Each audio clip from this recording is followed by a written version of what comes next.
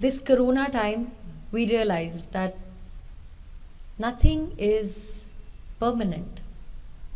Nothing is fixed. And we realized that it's an unreal world we live in, that we have created for ourselves. Nature is the truth that was gifted to us by the Lord.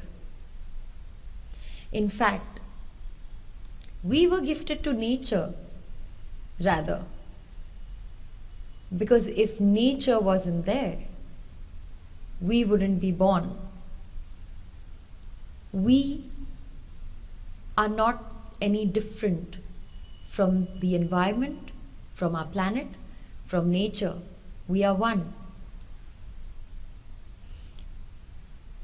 Whatever we are made up of, the same particles, whatever we are made up of, the earth is made up of that. And when we are done, when our time is done on this planet, we go back into the earth, which means we are one. Oxygen is something, the air is something that humans did not make in a lab or in a factory or in a school. It's something with which we live naturally, which nature gave to us, which the environment gave to us.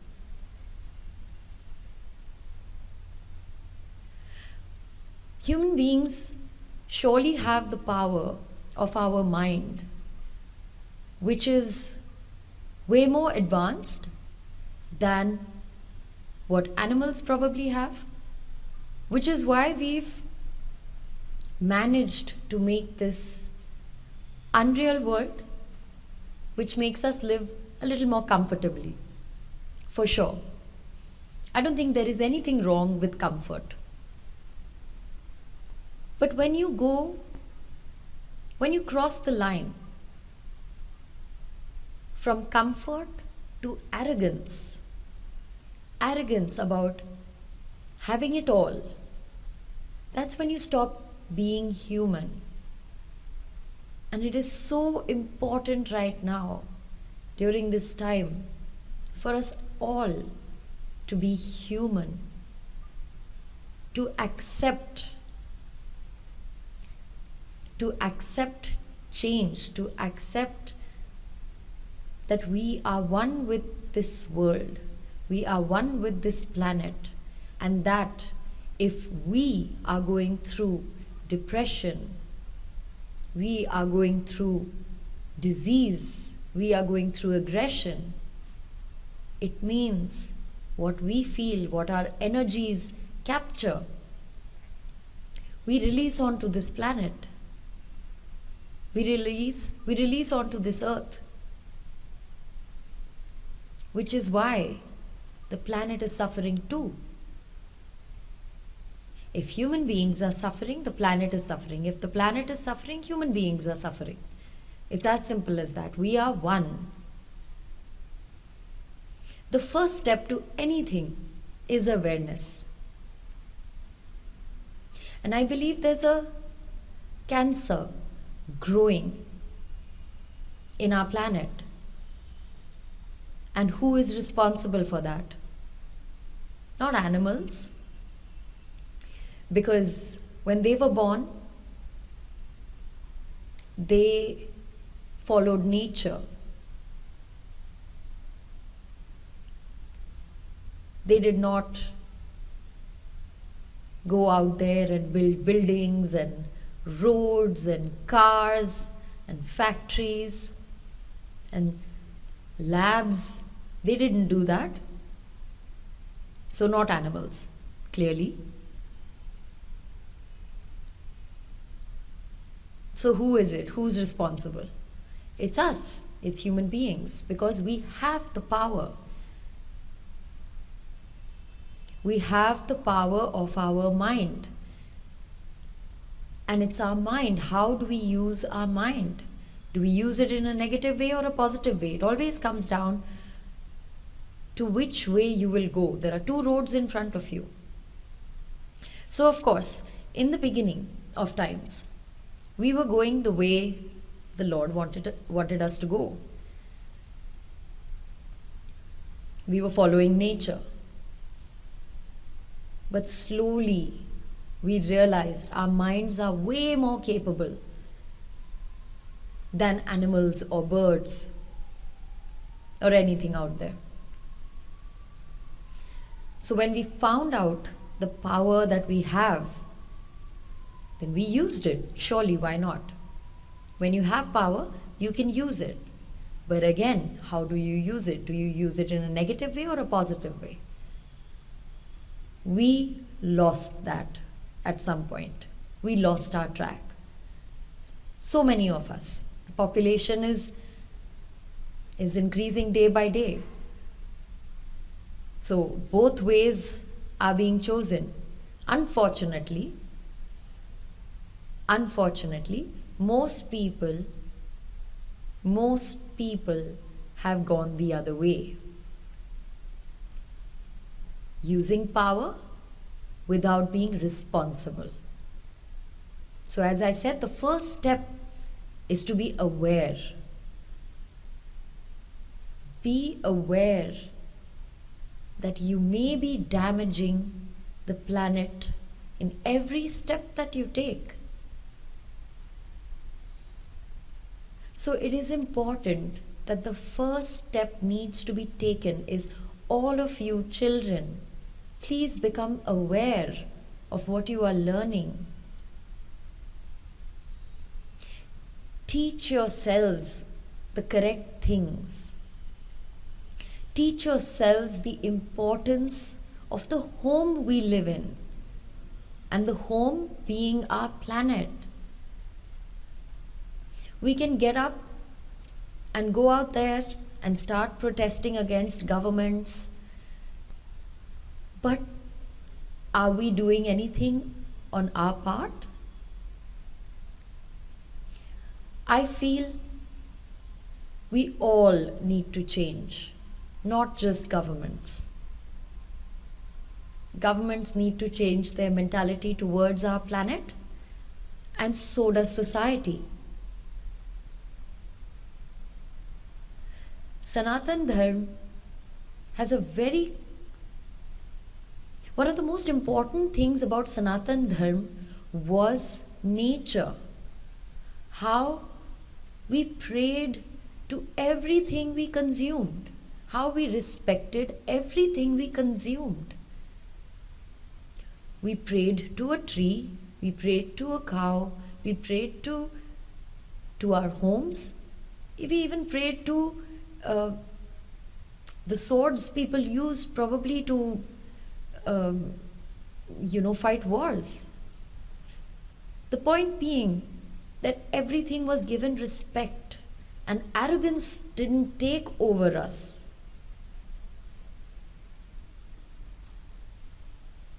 Nothing is above nature, nothing is above this planet, and Sanatan Dharma taught us that. So how is it that we have become so bhramit? How is it that we have gotten so lost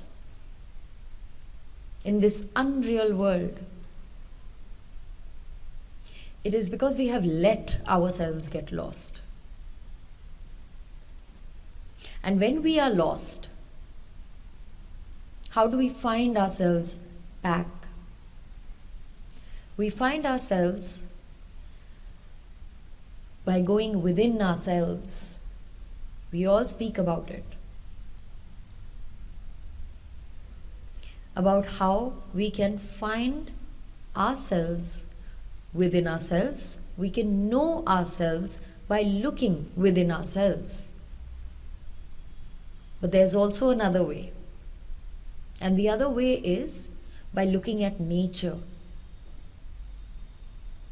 Sometimes when you sit in front of a mountain and you just stare at it, you you you end up feeling so small and so irrelevant, but at the same time connected with that mountain, that power that mountain has, the silent wisdom that the mountain has, and you connect with that. The void in your heart, in your gut, which makes you feel sad or low or incomplete, probably on a daily basis. That what is this life? What am I worth? Why am I here? That fills in. When you're looking at a mountain, or when you're looking at a tree, silently just observing.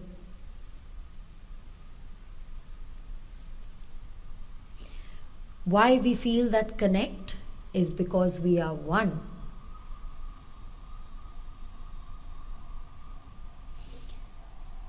I don't think if you look at a television screen, or if you look at your mobile phone or your tablet, you're going to fill that void, because you're knowing nothing about yourself. Of course, there's nothing wrong with seeing your phone, tablet, or TV. Definitely nothing wrong. Everything in its limits is fine. But you don't get to know yourself. The way you get to know yourself, or look within yourself, or connect with yourself, the way you will in front of nature. When Gautam Buddha had to meditate, he did not sit under a building to meditate. He found a tree which inspired him. He learnt from the tree the stillness, the silence, the peace that he saw in the tree. He wanted to feel that silent wisdom. And I feel we are lacking that only because we feel our minds need to fill up with information coming from the outside. But that's not going to take you anywhere. That's just going to get you more and more anxious. There's going to be anxiety building up within you. And you're going to cause damage. Look, we've already done so much damage to this planet that we're wearing masks and roaming around. I don't think God produced us so that we could wear masks and roam around on this planet. I don't think God thought that. But we made it happen.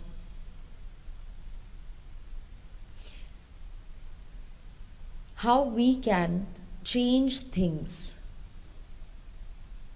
How we can change things is firstly stop living in denial that we are doing everything right. You can be doing something wrong, but till the time you don't recognize that I am doing something wrong, how do you point it out and how do you change it? So, as I said, going back, the first step is awareness. Please become aware that what are the things that we are doing that are damaging this planet, that are damaging nature, that are damaging us ultimately. Once we become aware, we start taking steps. And these steps could be anything from using your cars lesser, using bicycles more often, using less plastic. There's a number of things out there on the internet that you can study about. So we start taking these steps. And the third step would be healing yourself. By damaging the planet, we have done enough damage to ourselves as well. So the third step would be to look within, to listen to our anxious selves by closing our eyes, leading ourselves into meditation. And we lead ourselves into meditation, into ourselves. Our mind will talk, and our mind will talk a lot because it's so anxious. There's so much to say. And you can't share your thoughts with everybody, but you can share your thoughts with yourself. So when you start your meditation and you close your eyes, you listen to yourself. There's a lot of complaining that's going to happen in your mind, for sure. A lot of times we sit down for meditation and we say we cannot do it because our mind is talking so much. So it's okay, let the mind talk. Wait for the mind to stop talking. So close your eyes, get into meditation, let the mind talk, whatever it wants to talk, and then come back to a state of peace. And then it'll again talk, then go back into it. Then come back to the state of peace, where you're just probably listening to your breath, focusing on your breath, going in and out, in and out. Just focus on the breath. And then again your mind will wander and then come back to the breath. So it'll keep happening. This chain will keep going on and on. But you have to always remember to come back to your breath, because that is nature within you. That oxygen, that air that you're taking in is nature. Not man-made, God-made, nature-made, earth-made, environment-made. So come back to breath.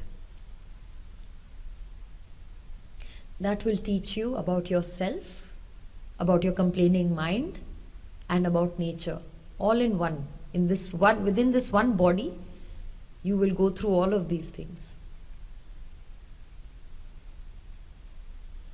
So awareness, steps to improve, and steps to heal yourselves through meditation, through knowing yourself. So all the young ones, I would like to request you all to bring about a few changes, become aware about this world that we are living in, and what damages we have done to nature, which have made us what we are.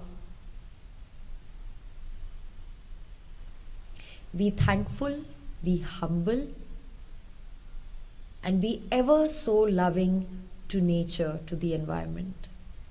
And the environment and nature and this planet will love you back.